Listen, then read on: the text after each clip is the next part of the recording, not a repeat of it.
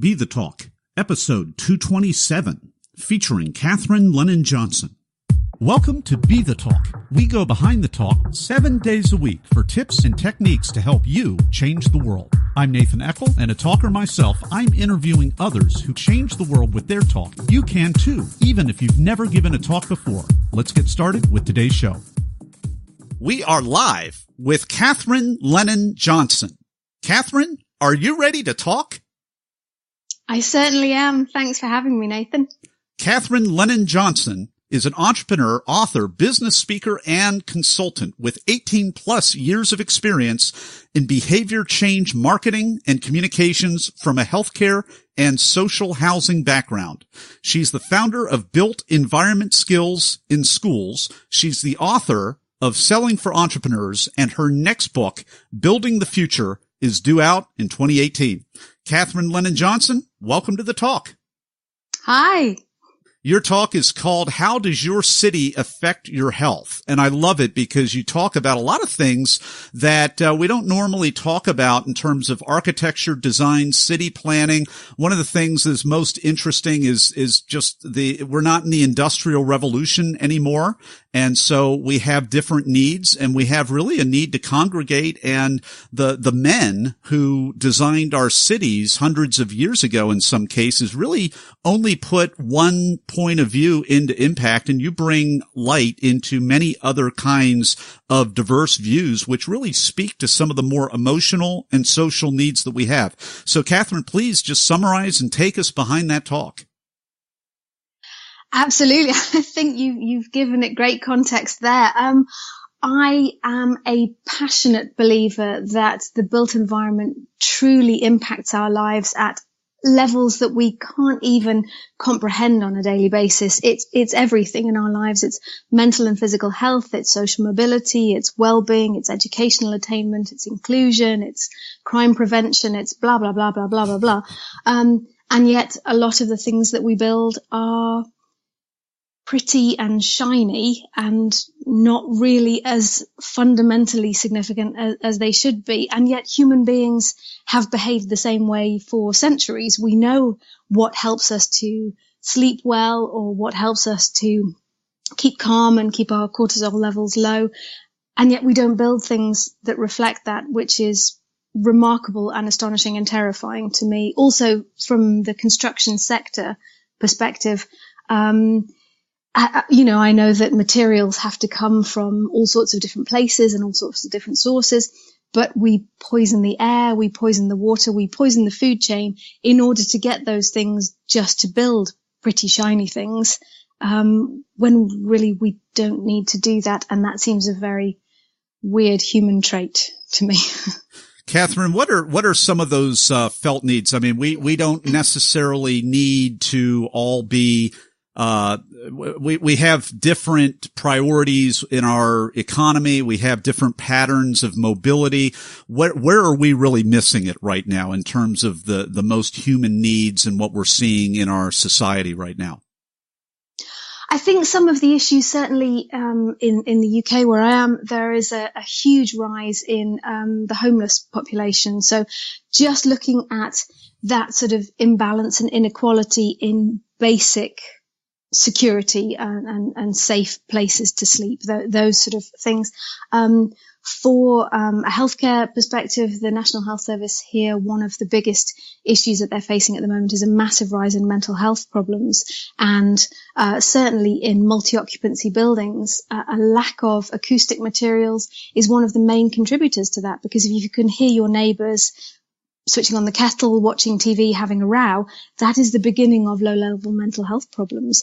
All of these kind of things go beyond simply the sort of complex and the challenge of building more and more dynamic, complex buildings, which I get as a sort of human challenge to ourselves, the sort of Dubai model of how far can we take things, and those are really important things to explore too.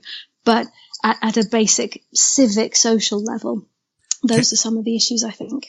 Kathryn, you just touched on probably my favorite part of your talk, just because I felt validated when you said, hey, when you hear your neighbor on the other side of the wall, that's the beginning of your mental health starting to deteriorate.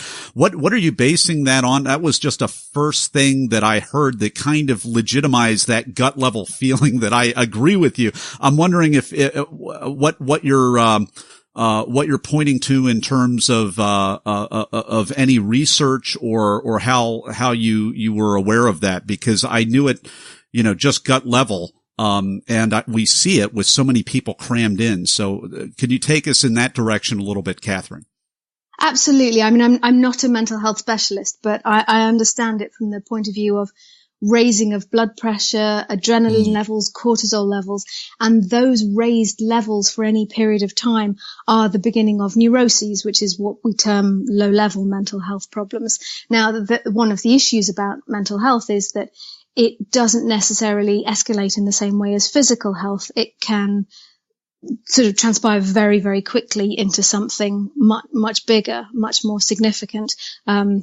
So what starts off as neuroses might stay at that level for a period of time, or it might become significant mental health problems within months.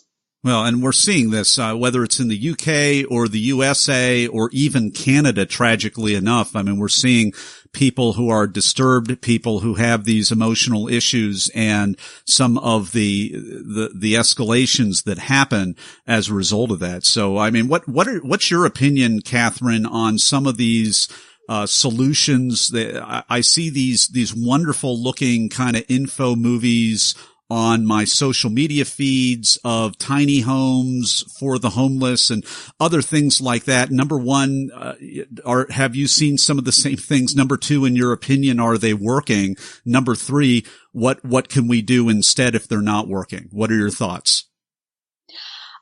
Yes, I have seen lots of those things, and I am a huge sort of sideline cheerleader of all sorts of clever, innovative technologies. I think that is just so exciting that people are solving some of these problems.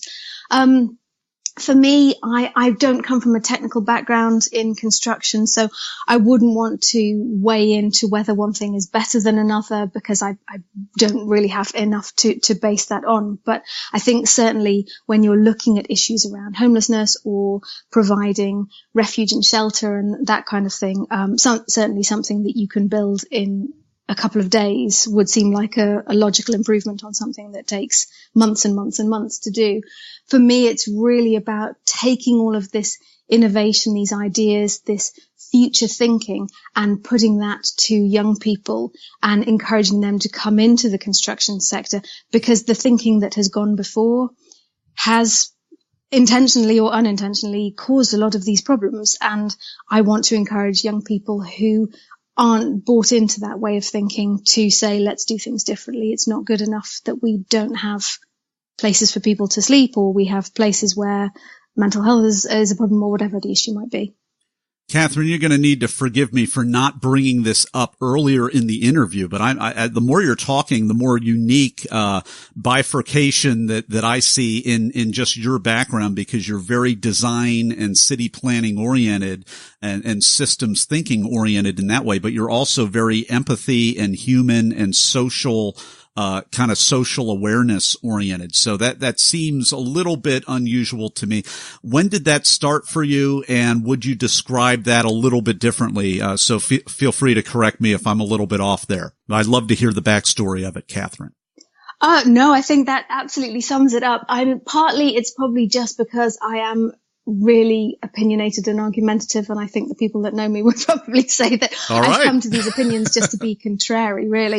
But having spent a long time in healthcare, there is a certain process that you take people through in order to achieve a behaviour change, in sort of that sense of agency and people making decisions for themselves. Obviously that behavior change process actually applies to all sorts of things. So I awarded myself this job in construction of solving what is a very fundamental and well-established skills shortage in the UK. And I understand that skills shortage is the same in many, many other countries too. what I then found was actually the hook that helps school children and students to understand why construction might be appealing is actually to take it right back to that personal level of everybody's experience, because all of our lives every day is the built environment. It's where we live, where we work, where we shop, the roads and, transport networks that we travel on. Taking that back to that personal level for students gave them that sense much more so than perhaps the job titles or the technical processes. And actually, as the stakeholders for the future of their towns and cities, helping them to become almost guerrilla stakeholders, for want of a better phrase, of how could it be better? Is it good enough? Is it, do you deserve more than this? So that's really my sort of little soapbox around the sort of social civic side of construction. As I say, I don't come from a technical background, but to date, and this may change, but to date, nobody's told me I'm wrong. They have just said that this is an interesting way of tackling a problem. We've been enjoying Kathryn Lennon Johnson and talking about her talk, which is called How Does Your City Affect Your Health? In a moment, we're going to find out a little bit more about behind the talk in the Blitz Round. People ask, how could I start a 7-day-a-week podcast? It's because of what I've learned from my mentors. Some of the best mentors in history aren't around anymore. They've left hours of one-on-one mentoring behind in their books. Each month at Classics on Tap, I record a new chapter from a classic business book to help you make a difference. Download your first chapter at classicsontap.com. And we're back with Kathryn Lennon Johnson. It is time for the Blitz Round, in which I'm going to ask Kathryn a series of either-or questions related to the preparation and the performance of her recent branded talk entitled, How Does Your City Affect Your Health? Kathryn, are you ready? Oh, yes. Let's go. All right. First question. Were you selected to speak, Kathryn, or did you apply? I was selected. I was asked to speak. Are you a memorizer, an improviser, or a blender? Normally, I would say a blender, but for this particular purpose, I was absolutely a memorizer. I wanted to know every single word. I wanted to know that I was bang on my 10 minutes. So yes, it was a recital for me. And how did that serve you? It actually worked really well for a number of reasons. Partly, I think it helped with the panic. I was really quite terrified. I mean, I love public speaking, but I was really quite terrified before I went onto stage. And as soon as I stepped onto that red TEDx circle, I just calmed down because I knew exactly what I was going to say. Just as I'd gone on stage, the guy who was helping to coordinate the whole day said, everyone so far has run over. If you go over your 10 minutes, I will literally come onto the stage and drag you off. So I thought, right, got to stay on track. And as I came out on stage, I realized that the people before me were a dance troupe, and something in their performance had caused the countdown clock to fall off its perch. So there was no clock for me to look at. So I just had to stick absolutely to my script, and they were repairing it as I was talking, and I was thrilled to hit absolutely 10 minutes. I was very proud of myself. Well, I'm proud of you too. So not only do you have a horrific threat, which, hey folks, this is why we have this podcast, not to be down on the organizers, but to let you know what's really going on behind the scenes. I mean, it's tick tock, time's a ticking. And if you're over, you're actually taking away from somebody else's time, as we're hearing in this little anecdote here. And then secondary, not just a legitimate threat, but secondary, they didn't even have the time clock because the dance people danced it right off the stage. And thirdly, good for you. You memorized it and you were spot on, and everybody was happy. So good for you. So you're answering all my questions. I mean, I normally ask, do you have nerves or were you in the zone? You were in the zone because you prepared so well. I normally ask, what was the most unexpected thing that happened in your talk? Well, the dancers kicked off the time clock. So I'm running out of Blitz round questions for you. This is the first time I've had somebody go in like 3 questions right off. Here's a question. The cut for time question. What was the most painful part of your talk as you were scripting this for you to have to cut out? I think it was probably a whole section. I mean, I could literally talk for days about the impact of the built environment and really go into detail and relate that to people's personal experiences. And obviously I had to take that out. There were maybe only half a dozen pictures that I could sort of have flashing up behind me as I was talking. So I had to cut that out. And I felt perhaps that I had maybe done a disservice there and people wouldn't get it so much, but they seem to. So I guess it's all in the speaker's head, isn't it, that panic? Well, it really is. Kathryn, what's a tip, a technique, or a tool that helped you? When I was scoping out my talk, it was actually a great guy who was lent to all of us as a support, and he was very good. He would ring me on a regular basis and I would recite my latest set of notes to him. And he was very good, but very fair, very strict.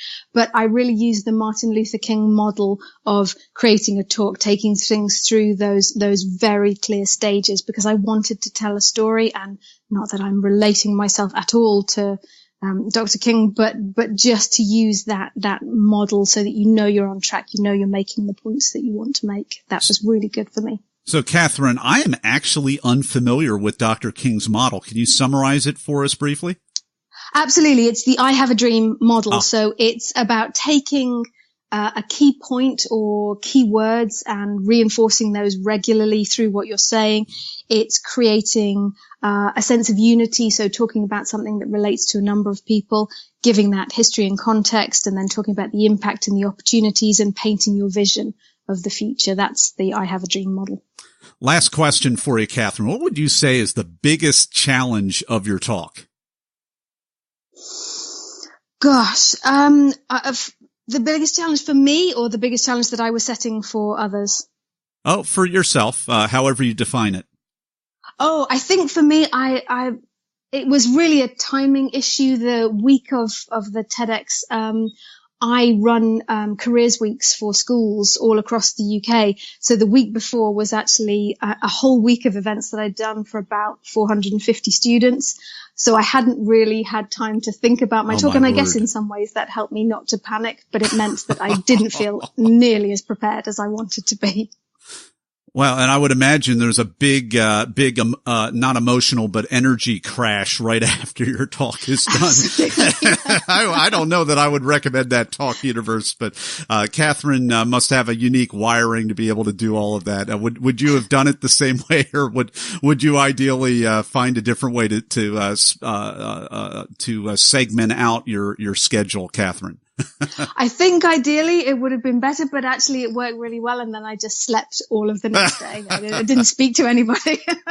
So we've been enjoying this talk with Kathryn Lennon Johnson. Her talk is called How Does Your City Affect Your Health? If you want to check out that talk, go to our show notes page at BeTheTalk.com and we'll have a link to it, or you can type that into YouTube and find it that way. You can also connect with Kathryn Lennon Johnson on her webpage. It's called beskillsinschools.co.uk, and I'll have a link to that in the show notes page as well. And we will be back with Kathryn Lennon Johnson in just a moment for the final word of advice. Everyone wants to change the world, but not everyone knows the first step. Before you can change the world with your talk, it has to be selected. So grab the templates, timelines, and tools that I use to get my talk selected at BeTheTalk.com. And we're back with Kathryn Lennon Johnson. It's time for the final word of advice for Talk Universe. I would say my advice to anyone who's doing any kind of talk like this, really think about the things that move you, the things that you're passionate about. As an audience member and a lover of all TEDx talks, you can really tell the difference when somebody is truly passionate about what they're saying, rather than a sort of, perhaps a more corporate message. And I think it really comes across. So really drill into how it affects you personally. Kathryn Lennon Johnson, thanks so much for coming on the talk today and sharing your wisdom with Talk Universe. Thank you so much for having me, Nathan.